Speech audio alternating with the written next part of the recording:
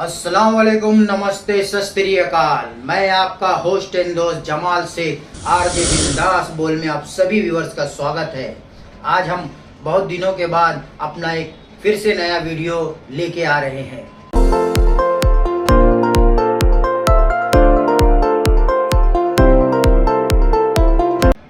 मैं अपने तमाम व्यूअर्स को बताना चाहता हूं कि आज जो हमारे खास करके महाराष्ट्र के अंदर हालात बने हुए हैं, जो हिंदू मुस्लिम की घिनौनी राजनीति चल रही है, उसके पीछे सबसे बड़ा जो उद्देश्य और कारण है वो है महाराष्ट्र विधानसभा 2024।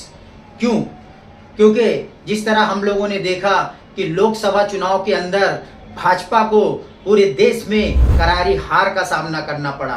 कहाँ 400 का नारा देने वाली भाजपा महज 240 सीट पे सिमट गई।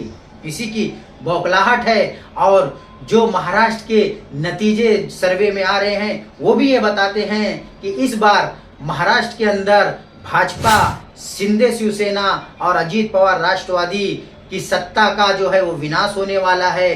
जनता उस सरकार को उखाड़ के फेंकने वाली है, क्योंकि पिछले 2.5 साल के अंदर हमारे महाराष्ट्र में जो कुछ हुआ, महंगाई को लेके, करप्शन को लेके, भ्रष्टाचार को लेके, महिलाओं पे अत्याचार, बलात्कार को लेके, यहाँ तक के स्कूल के बच्चियों के ऊपर भी आज शोषण हो रहा है, अत्याचार हो रहा है, जिसका मिसाल हमने बदलापुर की घटना में देखा। आज कहीं ना कहीं बदलापुर का में जो अक्षय शिंदे के ऊपर इनकाउंटर हुआ, उसके भी पीछे एक बहुत बड़ा राज है। कहीं ना कहीं ये फडणवीस की जो होम मिनिस्ट्री में जो पुलिसों ने इनकाउंटर किया अक्षय शिंदे का, वो भी कहीं ना कहीं इस राज पे पर्दा डालने का एक षड्यंत्र है कि जो बदलापुर के स्कूल में हुआ उसके पीछे और कौन कौन थे, उन सारे सबूतों को मिटाने की साजिश। लेकिन आज हम बात कर रहे हैं महाराष्ट्र विधानसभा की। हाँ, एक बात और मैं बताना चाहता हूँ भ्रष्टाचार को लेके कि हमने देखा कि आज रत्नागिरी में जो हमारे महाराष्ट्र के आराध्य देव जो है छत्रपति शिवाजी महाराज, जिनकी प्रतिमा जो पिछले ही साल उसका अनावरण हुआ था, उद्घाटन हुआ था हमारी यशस्वी प्रधानमंत्री नरेंद्र मोदी के हाथों से, वो भी क्षतिग्रस्त हो गया, वो गिर गया। और जो हमारे छत्रपति महाराज की जो अपमान हुई, वो सारा महाराष्ट्र उसको देखा और उसे सहन नहीं कर सका। कहीं ना कहीं इसी का जो आक्रोश है वो बहुत जल्दी महाराष्ट्र विधानसभा में आने वाला है और महायुति सरकार को महाराष्ट्र की जनता उखाड़ के फेंकने वाली है। इन्हीं सब वजहों से महाराष्ट्र के अंदर जो आज हिंदू मुस्लिम का जो ये विवाद है, और कहीं ना कहीं जो आज भाजपा का ही नीतीश राणे और कहीं ना कहीं हमारे गृह मंत्री के सर पे या सरकार की छत्र छाया के अंदर वो इस तरीके का जहरीला घिनौना जो है भाषण दे रहा है मुसलमानों को।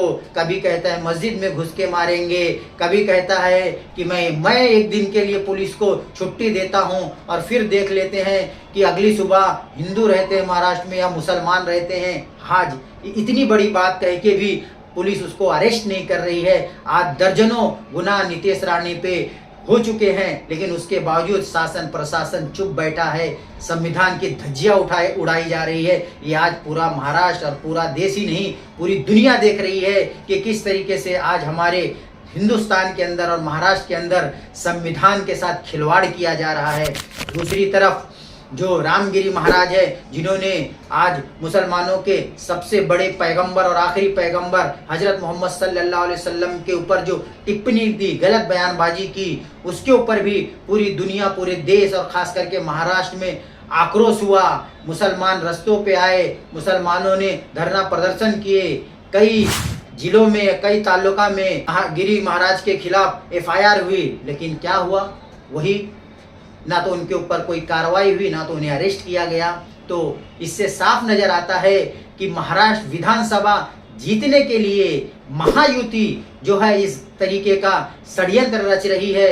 हिंदू मुस्लिम नफरत निर्माण करके और महाराष्ट्र के अंदर दंगा करके किसी न तरीके से जो है पोलराइज करके हिंदू वोटों को एक तरफ करके महायुति सरकार जो है फिर से सत्ता में आना चाहती है।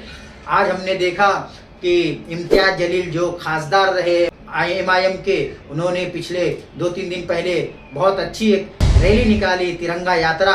मैं उनके इस यात्रा का मैं सम्मान करता हूं और मैं सभी पार्टियों के लोगों को कहना चाहता हूं और खास करके मुस्लिम संगठनों को कि इसी तरीके की यात्रा निकलना चाहिए जिसमें कोई वायलेंस ना हो, किसी तरीके का गलत नारेबाजी ना हो, संविधान का पूरी तरीके से ख्याल रखते हुए, तिरंगा को हाथ में लेते हुए, संविधान के दायरे में रहते हुए जो यात्रा निकली है वो काबिले तारीफ है। हमें इसी तरीके की विरोध प्रदर्शन करने की जरूरत है ताकि इन नफरती चुनटियों को, इन जैसे देश को तोड़ने वाले और महाराष्ट्र में दंगा फैलाने वाले लोगों के ऊपर सख्त कार्रवाई हो सके और ये नितेश राणे और ये जो रामगिरी महाराज है इनको जल्द से जल्द जेल खाने के अंदर बंद किया जा सके।